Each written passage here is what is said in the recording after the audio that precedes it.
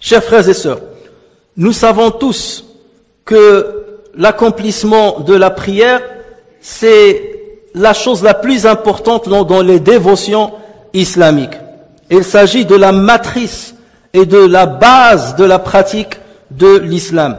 Il s'agit de l'intitulé de la bonne foi. L'imam Tirmidhi et l'imam Nasa'i rapportent un hadith sur le prophète sallallahu alayhi wa sallam, dans lequel il a dit: la première des actions sur laquelle le serviteur sera jugé le jour de la résurrection sera sa prière. C'est la première chose sur laquelle nous serons jugés. Sera sa prière.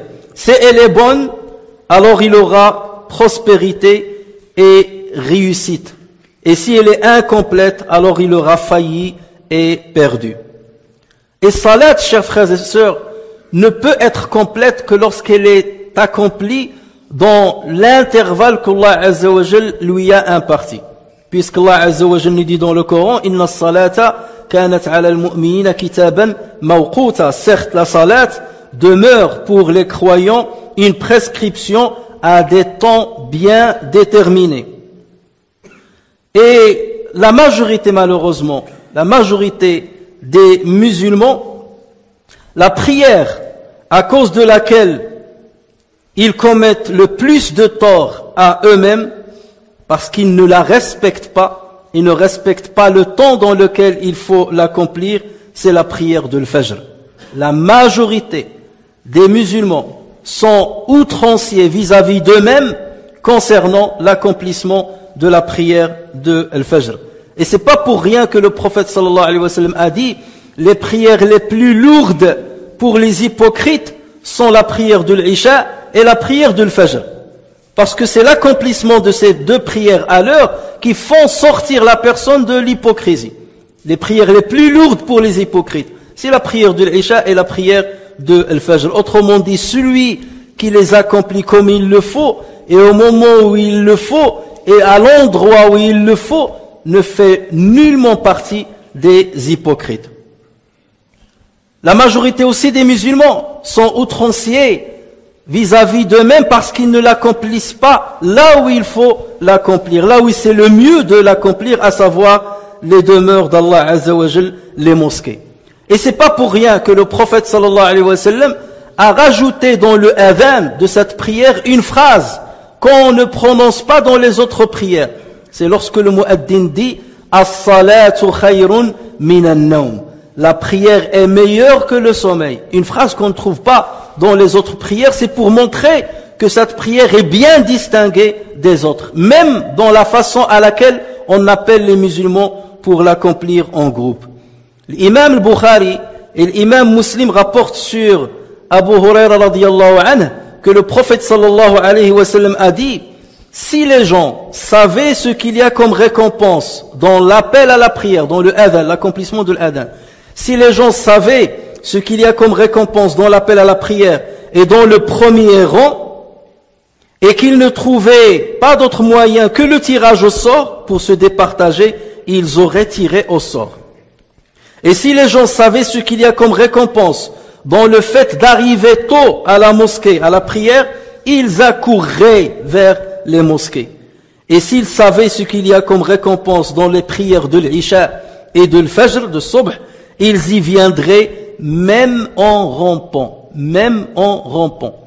Autrement dit, le prophète sallallahu alayhi wa sallam, lorsqu'il a dit même en rampant, ça veut dire à supposer que la personne est malade, à supposer que la personne est fatiguée, à supposer que la personne est grabataire, elle ne peut pas se tenir debout.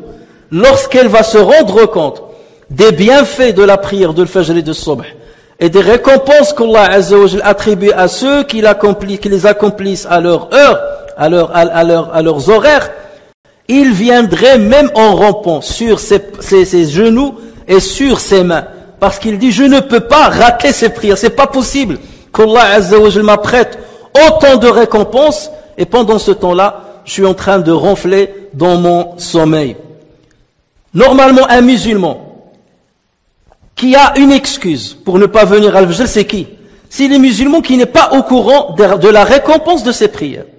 C'est comme ça que le prophète sallallahu alayhi wa sallam dit. Si les gens savaient ce qu'il y a comme récompense, ça veut dire c'est le simple fait d'être ignorant de ce qu'il y a comme récompense dans ses prières qui fait que le musulman n'y vient pas ou ne les accomplit pas à l'heure. Et le problème, c'est que cette méconnaissance, maintenant, elle est levée, puisque le prophète sallallahu alayhi wa sallam nous a fait part de la grandeur de la récompense. À partir du moment que le prophète sallallahu alayhi wa sallam a prononcé ce hadith-là, donc on n'a plus d'excuses. Autrement dit, si le prophète sallallahu alayhi wa sallam n'avait pas dit ce hadith, je peux toujours dire, l'excuse que j'ai, c'est que j'étais pas au courant des bienfaits de ces prières. Mais maintenant, le prophète sallallahu alayhi wa sallam nous en a fait part. Autrement dit, vous n'avez aujourd'hui aucune excuse. Et quelqu'un qui se dit musulman, et quelqu'un qui se dit croyant, qui croit en Dieu, qui croit en son prophète, et qui aime Dieu, et qui aime son prophète, n'a de choix que de donner raison à la prophète sallallahu alayhi wa sallam, que de répondre à l'appel du prophète sallallahu alayhi wa sallam. Il n'y a pas, chers frères et sœurs, une parole aussi belle, aussi éloquente, pour que tu pousses quelqu'un que tu aimes à accomplir ses prières de l'Isha et de l'Fajr, que la parole du prophète sallallahu alayhi wa sallam, que cette parole du prophète sallallahu alayhi wa sallam. Il n'y a pas plus beau que ça. Si les gens savaient ce qu'il y a dans la prière de l'Isha et de l'Fajr, ils y seraient venus en rampant. Trouve-moi une autre phrase qui va inciter un musulman à accomplir ses prières mieux que cette phrase du prophète sallallahu alayhi wa sallam.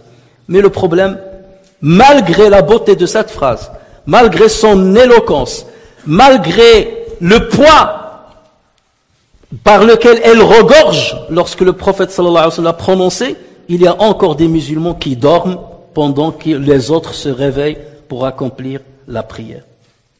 Malgré le fait que les gens disent, j'atteste que Mohammed sallallahu alayhi wa sallam est le messager de Dieu, qu'il est le véridique, qu'il est celui qui nous transmet ce qui nous est invisible, malgré cela, et que le prophète sallallahu alayhi wa sallam nous dit, bon sang, dans ces prières, il y a une récompense énorme, énorme. Si vous la saviez, vous seriez venus en rampant à cette prière. Malgré ça, il y a des gens qui disent, je suis pas au courant. Je me rends pas compte de l'importance de ces deux prières.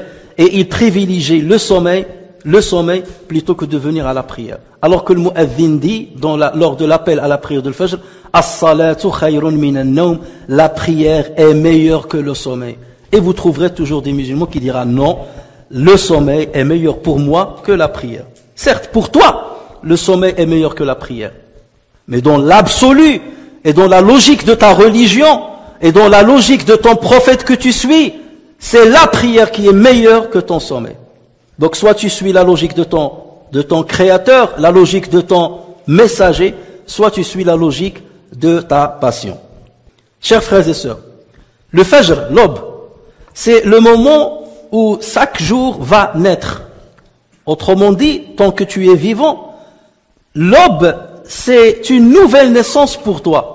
C'est qu'Allah Azza wa Jal a retardé ta mort un jour de plus. Donc dès lors que l'aube arrive, c'est qu'Allah Azza wa Jal t'ouvre la porte pour une nouvelle journée. Je t'ai accordé une nouvelle journée, un autre délai dans ta vie.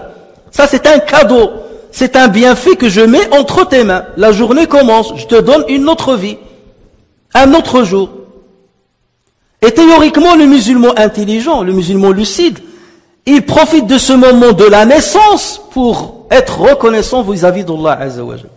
Pour remercier Allah Azza wa Jal de lui avoir accordé un jour supplémentaire dans sa vie. Pour avoir encore plus de chances d'accéder au paradis. Et théoriquement, en ce moment de naissance, au lieu de dormir, le musulman doit être vivant. C'est un jour de vie que Dieu t'a accordé. Et il commence avec le Fajr. Donc tu dois être vivant pendant ce moment-là, et non pas inconscient dans ton sommeil. Vivant, ça veut dire que tu dois te dresser, être debout devant Allah tabaraka wa ta'ala, vers le Qibla, afin d'accomplir la prière, en guise de remerciement, envers Allah Azza wa Jal qui t'a accordé dans ta vie un jour supplémentaire. Et c'est pour cela que le prophète sallallahu alayhi wa sallam, après la prière de l'Fajr, qu'est-ce qu'il disait? Asbahna wa asbah al-mulku lillah, walhamdulillahi la sharika lah, la ilaha illa huwa wa ilayhi an-nushur.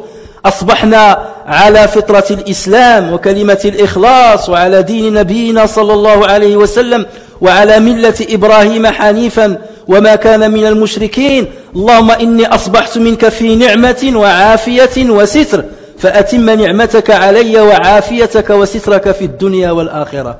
هكذا, c'est ainsi que le musulman débute sa journée. C'est ainsi que le musulman débute sa journée. Une reconnaissance vis-à-vis d'Allah Azza wa Jal. Je me suis réveillé ce matin, un nouveau jour. Dieu m'a accordé un nouveau jour. Donc Seigneur, donne-moi de la foi pendant ce jour-là. Fais de sorte que je sois soumis à toi, comme Ibrahim l'a été avec toi. Et c'est comme ça qu'on doit débuter normalement notre journée, et non pas la débuter avec une inconscience et avec un ronflement dans un long sommeil.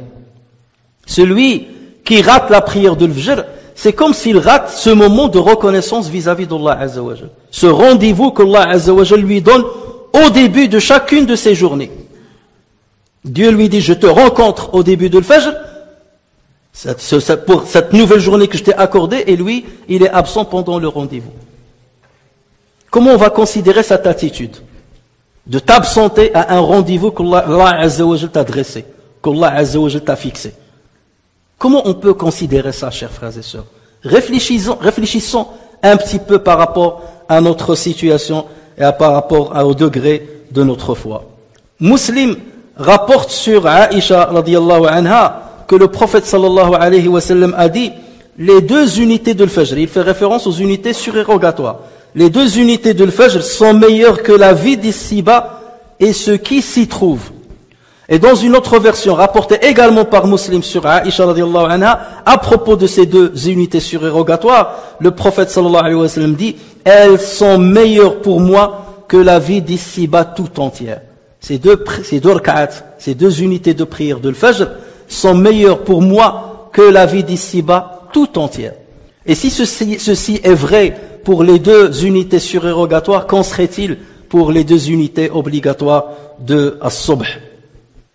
Chers frères et sœurs, comment on peut juger quelqu'un qui, chaque matin, il prend une partie de son argent et il la jette dans une corbeille?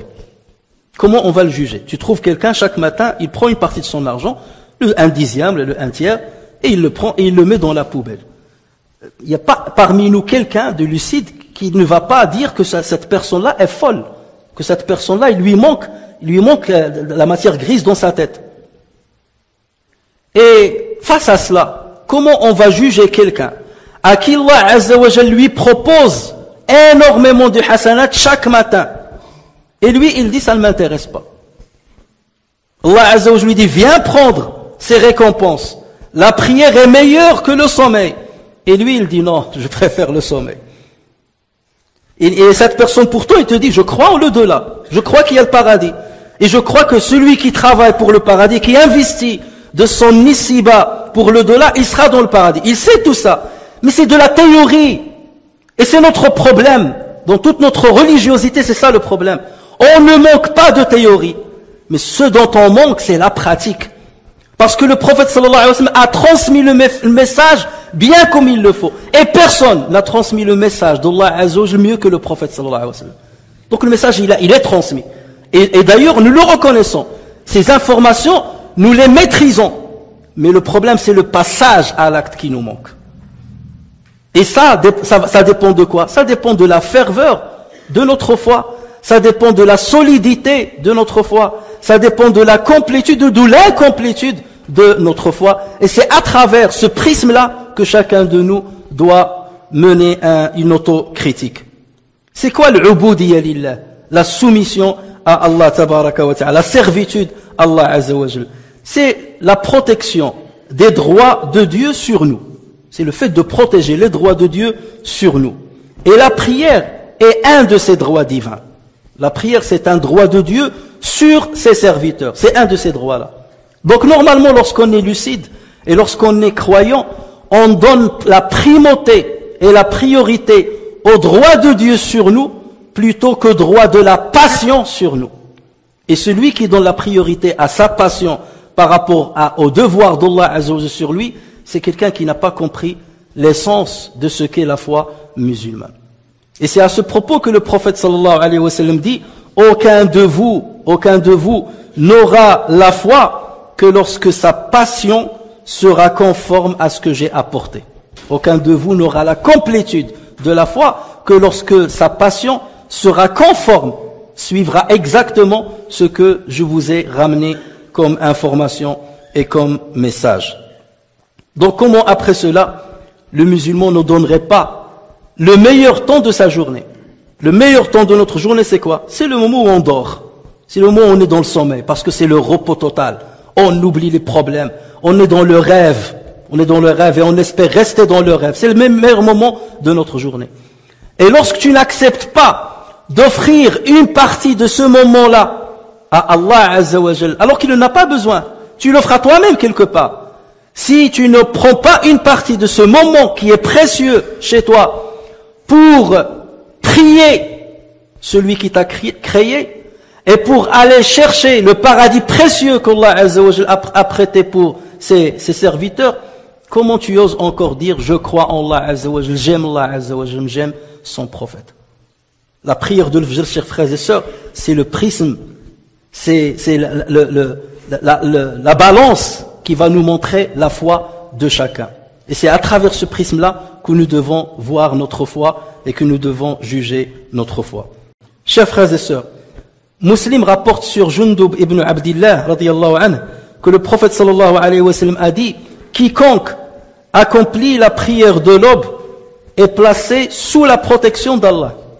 Quiconque accomplit la prière de l'aube, et dans une version de Abu Nu'aym, en groupe, quiconque accomplit la prière de l'aube en groupe est placé sous la protection d'Allah. Qu'Allah n'ait rien à exiger de vous concernant cette protection qu'il a accordée. Qu'Allah n'ait rien à vous exiger, ou bien à exiger de vous concernant cette protection qu'il a accordée. Car certes, celui dont Allah aura exigé quelque chose à son sujet, il l'obtiendra, Dieu l'obtiendra. Puis il le culbutera sur son visage dans le feu de la Jahannam. Que veut dire ce hadith? Celui qui accomplit la prière de l'Fajr dans un groupe, il est sous la protection de Dieu. Allah Azza wa Jalla lui dit: tu es sous ma protection. Je te donne le pacte de te protéger, de te mettre en sécurité, sous ma sécurité. Et donc Allah Azza wa Jalla dit: attention, méfiez-vous. Quiconque touche cette sécurité que j'ai accordée à mon serviteur, qui a accompli le Fajr à l'heure et qui a accompli le Fajr en groupe, quiconque touche à cette sécurité, il a touché à un pacte que j'ai accordé à ce serviteur. Et dans ce cas, s'il touche à ce pacte-là, il va le payer cher. Il va le payer cher. Ça veut dire, je lui demanderai des comptes. Parce que j'ai mis cet homme, je vous ai dit que cet homme-là est sous ma protection, et pourtant ça ne vous a pas empêché d'être injuste à son égard, de le calomnier, de parler de lui dans son dos, de le médire, de l'insulter, de le frapper, de lui faire du mal, un mal quelconque. Et pourtant je vous ai dit qu'il est sous ma protection, et vous osez le toucher. Donc vous allez le payer cher le jour du jugement. Vous ne pouvez pas fuir ce jugement-là. Le hadith là est dangereux, chers frères et sœurs. Il est dangereux pour celui qui porte atteinte ou une injustice à quelqu'un qui prie le Fajr à l'heure et dans un groupe. Et il est dangereux pour celui qui n'accomplit pas la prière à l'heure. Parce que quelque part, il n'est plus sous la protection d'Allah Azza wa Jal, et il ne bénéficie pas de ce grand bienfait qu'Allah Azza wa Jal donne exclusivement à ceux qui respectent cet engagement. N'accomplit la prière de l'Fajr que 2 personnes. N'accomplit la prière de l'Fajr à l'heure et dans un groupe que 2 personnes. Une personne qui craint Allah Azza wa Jal et une personne qui aime Allah Azza wa Jal. Qui craint Allah Azza wa Jal parce qu'elle sait ce qu'il attend. Il sait ce qu'il attend dans l'attente. Il sait ce qu'il attend le jour du jugement, le jour de la résurrection. Il sait ce qu'est le fait d'attendre 50 000 ans à attendre le jugement. Il sait ce que c'est d'être debout devant Allah Azza wa Jal pour rendre compte sur le minimum de ce qu'on a accompli et le maximum de ce qu'on a accompli sur sa terre. Il sait cette difficulté. C'est la difficulté d'être debout devant la balance qui va peser ses bienfaits et ses méfaits. Il sait la difficulté de traverser As-Sira, de traverser le pont. Il sait la difficulté si jamais il est parmi les résidents de l'enfer. Et quiconque connaît ces difficultés et ces dangers-là, il a de la peur qui va l'animer. Et c'est cette peur qui va l'animer pour se réveiller très tôt afin d'adorer Allah Azza wa Jal, pour qu'il le préserve de ces bouleversements. Ça, c'est la personne qui craint Allah Azza wa Jal. Et l'autre personne, c'est une personne qui aime Allah Azza wa Jal. Une personne qui a pris connaissance de la beauté d'Allah Azza wa Jal, qui a pris connaissance des bienfaits, des beaux bienfaits qu'Allah Azza wa Jal lui a accordés. Et qui dit, mais comment oserais-je ne pas être à l'heure alors qu'Allah Azza wa Jal m'a comblé de ses bienfaits? Comment vais-je être absent à un moment où Allah Azza wa Jal m'a donné rendez-vous afin que je le remercie sur les bienfaits par lesquels il m'a comblé? Et cet amour-là l'empêche normalement de dormir, l'empêche d'être inconscient au moment où les élus d'Allah Azza wa Jal sont en train d'accomplir la prière en groupe à la première rangée. Et d'autant plus que Allah Azza wa Jal nous dit « Inna Qur'an al-Fajri kana mashhouda » Certes, la lecture de l'aube a des témoins. La lecture de l'aube, les savants disent, ça veut dire la prière de l'aube. Le Coran qui est récité pendant la prière de l'aube a des témoins. Qui sont ces témoins? Ce sont les anges. Les anges viennent pour accomplir avec les musulmans la prière de l'aube, et ils aiment cette prière-là, et ils aiment la psalmodie du Coran pendant cette prière. Nous croyons en Allah Azza wa Jal, nous croyons aux anges, nous croyons, vous savez, les 6 piliers de la foi. Et parmi les piliers, il y a la foi aux anges, croire aux anges. Et croire aux anges, c'est pas seulement croire de manière théorique. Oui, je sais que les gens sont créés de lumière, sont ceci, ça c'est bon. Mais quel est ton devoir par rapport à cette croyance? Parmi les piliers, il n'y a pas croire au djinn. Et pourtant, il faut croire au djinn. Mais c'est pas un pilier. Parce que ça n'a pas d'impact sur notre comportement quotidien. En revanche, croire aux anges doit avoir un impact par rapport à notre action quotidienne. Parce que tu sais que les anges, ils viennent à la prière de l'Fajr, tu dis, ils sont à la mosquée, j'y vais. Tu sais que les anges descendent dans les assises du savoir, où on étudie le Coran, où on psalmodie le Coran, tu dis, je vais aller à leur rencontre. Tu sais que les anges viennent très tôt à la mosquée le jour du vendredi pour inscrire les premiers arrivés à la mosquée. Tu dis, ben je vais être au rendez-vous. Je vais pas les laisser avec un livre vide, parce que tout le monde attend de venir à la fin. Non, ils inscrivent, donc je veux être parmi les premiers cette fois-ci. Cette semaine, parce que j'ai un peu plus de temps. Donc il y a un impact, la foi en les anges, croire aux anges, et sur les détails qu'Allah Azza wa Jal nous a donnés les concernant, doit nous pousser à avoir un comportement particulier. Doit être une motivation supplémentaire pour avoir une religiosité parfaite. Le prophète sallallahu alayhi wa sallam dit dans un hadith rapporté par le Bukhari, des anges se relaient auprès de vous la nuit et d'autres le jour. Ils se rassemblent à la prière du Fajr et à la prière de l'Asr. Puis ceux qui ont été près de vous la nuit montent au ciel. Allah les questionne, et cela bien qu'ils soient mieux informés qu'eux. Dans quel état étaient mes adorateurs? Leur demande-t-il. Dans quel état étaient mes adorateurs? Et les anges de répondre, nous les avons laissés en prière et nous les avons trouvés en prière. Il y a des anges qui sont avec nous depuis l'Asr jusqu'à l'Fajr. Et d'autres anges viennent prendre le relais. Ils sont avec nous depuis le Fajr jusqu'à l'Asr. Et quand est-ce qu'ils se rencontrent? Ils se rencontrent à la prière de l'Asr et à la prière de l'Fajr. C'est pas pour rien que le prophète sallallahu alayhi wa sallam, qu'Allah Azza wa Jal a dit وَالصَّلَاةِ حَافِظُوا عَلَى الصَّلَوَاتِ وَالصَّلَاةِ الْوُسْطَى. La majorité des savants disent c'est salat al-Asr, et les malikites disent que c'est salat al-Fajr. En tout cas, ces deux prières sont très importantes. Parce que les anges viennent pour se relayer, pour prendre le relais.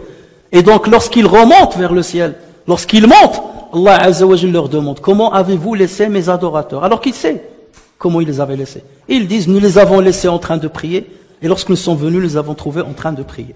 Ça, c'est pour ceux qui, bien entendu, ont prié. Mais pour d'autres, ils vont dire, nous les avons trouvés en train de ronfler, et nous les avons laissés noyer dans leur course quotidienne derrière l'argent et derrière la richesse. Et il y a une grande différence entre les premiers et les seconds.